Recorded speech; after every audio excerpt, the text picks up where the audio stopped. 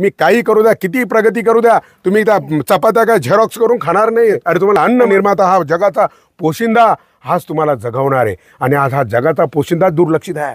तंबाखूची पुडी बनवणाऱ्याला तुम्ही अधिकार दिला, त्याची किंमत ठरवायचा. 10 वर्षापूर्वी तंबाखूची पुडी होती 20 ग्रॅम आणि होती 4 रुपयाला. आता ती झाली 10 ग्रॅम आणि आहे 12 रुपयाला. लाजा वाटू द्या जरा. म्हणजे ती वस्तू कमी झाली आणि दाम दुप्पट. आणि माझ्या शेतकऱ्याचा टोमॅटो तुम्हाला कधी रुपया किलोनी, कांदा रुपया किलोनी, 2 रुपये किलोनी.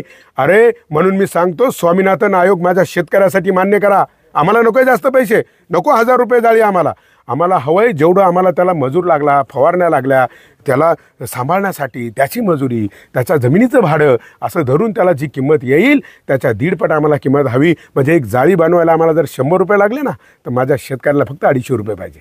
काही नको रे. आणि तुम्ही सगळं खाल आणि तुमच्या चुकीमुळे आज तुम्ही विष खाऊ राहिले. जर तुम्ही शेतकऱ्याला चांगली किंमत दिली, मग तो निंदायला मजूर लावेल. आता तो तणनाशक फवारतोय. हे तुम्ही पेरले. जे पेरतो तेच उगवतं. तुम्ही काटे पेरले, काटेच उगवल. बाबळी पेरल्यावर बाबळीच येतील, आंबे नाही येणार.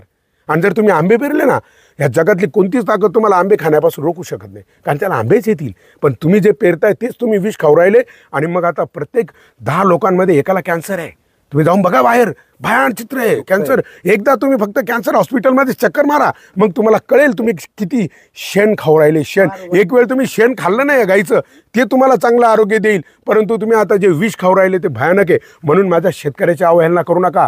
तुम्ही थिएटरमध्ये गेले का 80 रुपयाला समोसा, तिथं नाही तुम्ही आंदोलनं करती. हां, शेतकऱ्याचा फक्त भाजीपाला 10 रुपये जोडी म्हणलं का 5ला देतो का, 10च्या 3 देतो का, लाजा नाही वाटते तुम्हाला? हां, आणि तुम्ही तिकडे मॉलमध्ये गेल्यावर करता का रे 1 रुपया कमी, 2 रुपये कमी करता तुम्ही? हां.